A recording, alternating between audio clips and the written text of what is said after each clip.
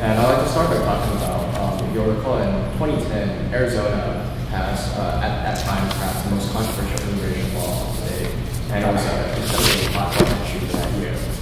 The debate for that specific law may have provided immigration still remains a crucial issue for this country. And what is your position on current immigration policy?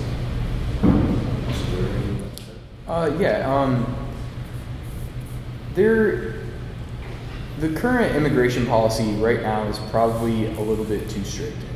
Nobody wants there to be completely open borders. That's just not safe. You don't know what's going to be coming over the borders. But then again, there's really no reason, moral or economic,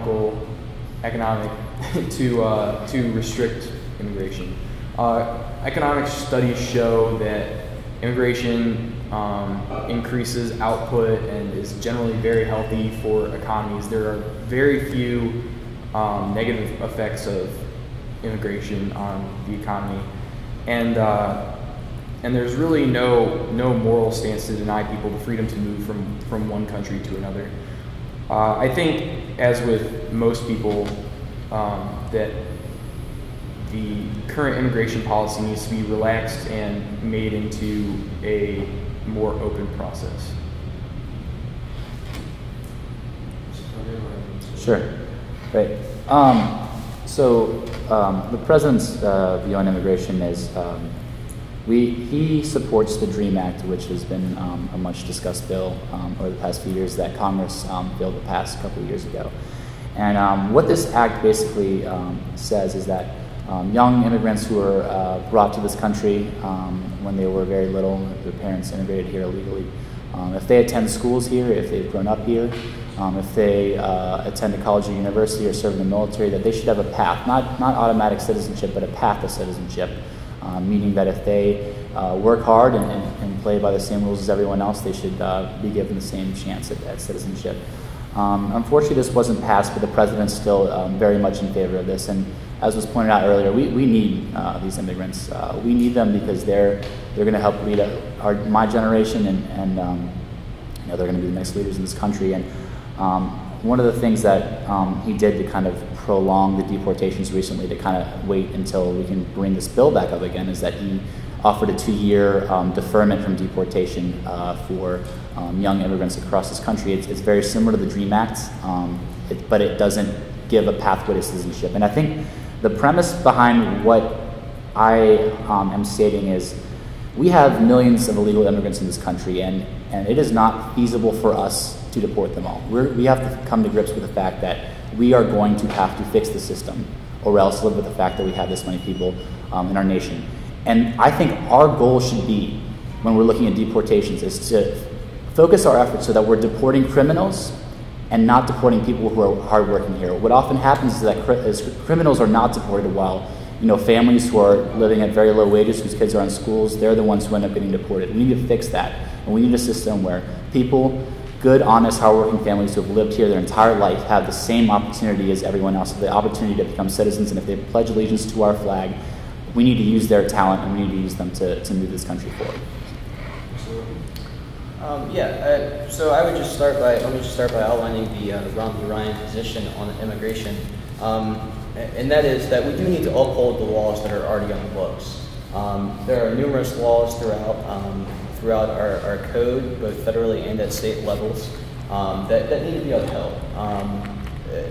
Border protection and border security is one of the most important, and I think Alex would agree that that's one of the most important roles for the federal government.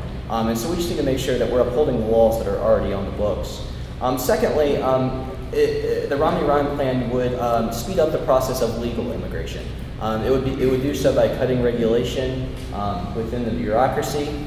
And then secondly, ensuring that the resources that are needed to secure our borders is there. Governor Romney does support the construction of a high-tech fence along our borders, as well ensuring that the proper funding is there to get the necessary officers on the ground. Alex just said something that he supports or believes that we should only be deporting criminals. And I'm not sure if anyone's aware, but Prince William County up in Northern Virginia has done something very similar to this, and that is that every time, and it's very similar to the Arizona law as well, but if someone's arrested and they are in fact an illegal immigrant, they are removed specifically from that locality. Not necessarily, deporting requires a federal process, but they're at least removed from that locality. And since that statute went into effect, Prince William County has seen their crime rate drop dramatically. And so I think that that's really what this discussion is all about, is trying to find ways to reduce our crime. And when you reduce crime, you're then able to help stimulate the economy. It's easier for people to find jobs. People aren't having to get abortions as nearly as much. This is really an issue that I think has a much bigger hand in other factors and other sectors of our government. So yeah, thank you. Just kind of an immediate follow-up on that, Mr. Worthing. Are you saying that immigration and a higher crime rate are correlated with each other? No, that's not what I'm saying at all. What I'm saying is that all I'm saying is that, at least in Prince William County, this is one example, there are illegal immigrants, and I'm not saying that all illegal immigrants are bad. Certainly there are law-abiding citizens, not citizens, but law-abiding people within our borders who do great things for the economy. They stimulate the economy in several ways. All I'm saying is that in that specific county, the criminals that have been arrested and were found to be illegal immigrants, once they were removed from that locality, the crime rate dropped. I'd also like to follow this a little bit with you, Mr. Murray. You talked about President Obama's support for the DREAM Act and his recent, I believe, shift in priorities with regard to enforcement as to the deferral for up to 2 years on deportation. I just like to ask that if, for President Obama, immigration was such a crucial issue that, such as he said it was, why did he vote against the comprehensive immigration that Senator King and Senator McCain put together in 2007? And then furthermore, why didn't he tackle it when he had a supermajority in his first 2 years in office? Yeah, to be 100% honest, I'm not familiar with that 2007 law, but I would have to look that up and get back to you on that. I'm just being honest here. But as far as the supermajority goes, the DREAM Act wasn't actually brought up until after the Republicans had regained control of the House, if I'm not mistaken. And look, the president does wish that we had gotten something comprehensive passed. Unfortunately, at the beginning when he took office, obviously our economy was kind of in a tailspin, and I think a lot of his efforts were focused on the stimulus bill and other measures to turn the economy around.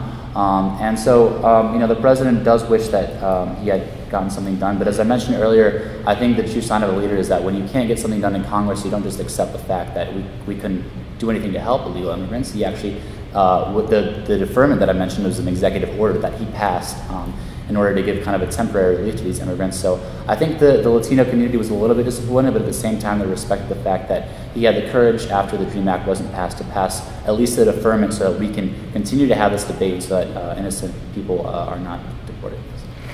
And Mr. Brewer, you talked about how immigration is a bit too strict right now, and how really there is no good moral or economic reason for restricting immigration in the way that we are right now. But what would you say should our approach to handling the situation of our current population of illegal immigrants? As Mr. Petty alluded to, there are several million illegal immigrants in the country right now. What should the government do about that? I don't think that there's anything active that you can do about that. As was pointed out by Alex, the idea that we can go and search every square mile of our country for immigrants is just not conceivable. And I think that also brings up the troubling issue of Fourth Amendment rights. Nobody wants to be walking down the street and have to get frisked and have to show your papers for fear of being deported. And I think that brings up a lot of individual rights issues that could be violated if we were going to pursue some type of an issue like that. I mean, I think that definitely any criminal who's found to not have legal residency status should probably be reported or deported. But I doubt that the vast majority of criminals are our immigrants, seeing as the United States is the country with the highest prison population in the world by percentage and in absolute terms. So I think that there are a lot of individual rights issues that need to be dealt with before any attempt to do anything like that.